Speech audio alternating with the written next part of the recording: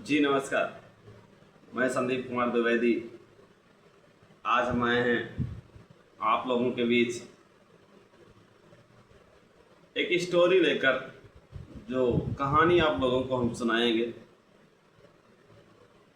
जो हमारे बचपन के गुरु थे, जिन्होंने हमको जो कुछ भी सिखाया, जिसके तहत हम आज जो कुछ भी ज्ञान रखते हैं, डिग्री रखते हैं, या जो कुछ भी हमारे संस्कार हैं, बोल भाषा तौर तरीके हैं, उन्हीं की देन है। जो हमारे बड़े भाई साहब से किसी श्लोक का, ये सुभाष तानी श्लोक का अर्थ है, हमको समझा रहे थे और समझाए थे। तब से हमको उसका अर्थ तो याद है। खैर, सुभाष तानी का श्लोक तो याद नहीं, लेकिन अर्थ याद है। हम स्टोरी शुरू करते हैं, आप लोग ध्यान दीजिए। जो भी स्टूडेंट्स लाइफ में बच्चे जी रहे हैं, या जो हमारे मित्र हैं जो कंपटीशन लेवल पर अभी तैयारी में लगे हैं, जिनका कहीं सिलेक्शन नहीं हुआ है, उन लोगों को इस पर ध्यान देना ज़रूरी है। क्योंकि कभी कभी क्या होता है, आप सोचते तो बहुत हैं, लेकिन वो चीज़ें हासिल नहीं होती हैं तो काफ़ी हताश हो जाते हैं। कुछ लोग ऐसे भी होते हैं कि इतना डिस्टर्ब हो जाते हैं कि नशापत्ती करना शुरू कर देते हैं, और कुछ ऐसे हैं कि मतलब बहुत कम केस में ऐसा होता है कि सपने टूटने के बाद वो आत्महत्या कर लेते हैं। ये सब करना उचित नहीं है। कहीं ना कहीं आप अच्छी तरीके से ज्ञान का अर्जन नहीं किए हैं, इसलिए ऐसा भयभीत होते हैं। बाकी दुनिया में बहुत तरीके से होता है बहुत कुछ, और लोग बहुत तरीके से जीते हैं। तो हम चलिए स्टोरी शुरू करते हैं, जो कि सुभाष तानी का अर्थ था कि शाम का समय है, बरसात का दिन है। एक भंवरा, जो कि पुराने घरों में पहले मिलते थे, एक भंवरा है जो कि उड़ते हुए किसी तालाब के पास जाता है, और तालाब में जो कुमुदनी का पुष्प होता है, उस कुमुदनी के पुष्प पर वो बैठ जाता है। और जब कुमुदनी के पुष्प का वो रस पान करने लगता है, तो उसमें इतना लीन हो जाता है कि इतना विलीन हो जाता है कि कुमुदनी का रस पान करते करते उसे ये नहीं ध्यान रहता कि अब शाम होने वाली है।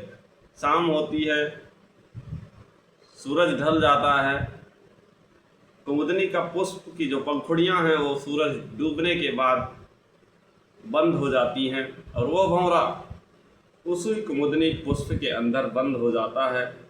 उसके बाद जो बंद भंवरा अपने मन में सोचता है कि धीरे धीरे रात व्यतीत होगी, अच्छी सुबह होगी, और फिर से सूरज निकलेगा, उसकी किरणें पृथ्वी तक आएंगी, और वो किरणें इस कुमुदनी के पुष्प पर पड़ेंगी। कुमुदनी की पंखुड़ियाँ फिर से खुलेंगी, और मैं इस बंद कुमुदनी के पुष्प की पंखुड़ियों से आज़ाद हो जाऊंगा।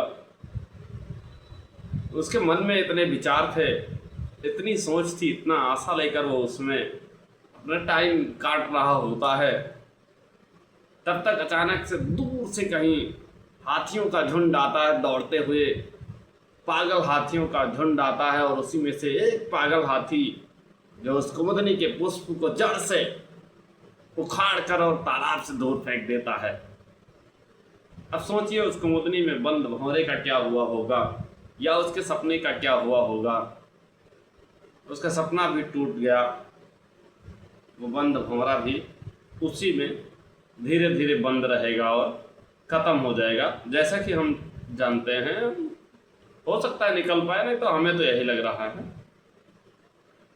तो कुल मिलाकर ये समझना है कि कभी कभी क्या होता है, हम सोचते तो बहुत कुछ हैं, लेकिन उसी पागल हाथी की तरह से कोई ऐसी घटना घटती है या ऐसा कुछ होता है जिससे हमारे वो सभी सपने अचानक से टूट जाते हैं। तो आपको इन श्लोक के अर्थ पर भी ध्यान रखना चाहिए। सब कुछ कीजिए, मेहनत कीजिए। हमारा कहना ये नहीं है कि आप कोशिश ना करें, आप सोचें ना सोचें बेहतर से बेहतर, लेकिन आप वो कंडीशन भी, उस श्लोक का अर्थ भी ध्यान रखिए जिससे कि जब आप टूट जाएं या आपके सपने टूट जाएं या उस क्या पूरी सोच पर उस पागल हाथी की तरह से कुछ पानी फिर जाए, तब भी आप संयम बनाए रखिए, दोबारा कोशिश कीजिए या कुछ ऐसा काम ना कीजिए जिससे कि आपका जीवन डिस्टर्ब हो या आपकी लाइफ डिस्टर्ब हो या आपका परिवार डिस्टर्ब हो, आपके माँ बाप डिस्टर्ब हो।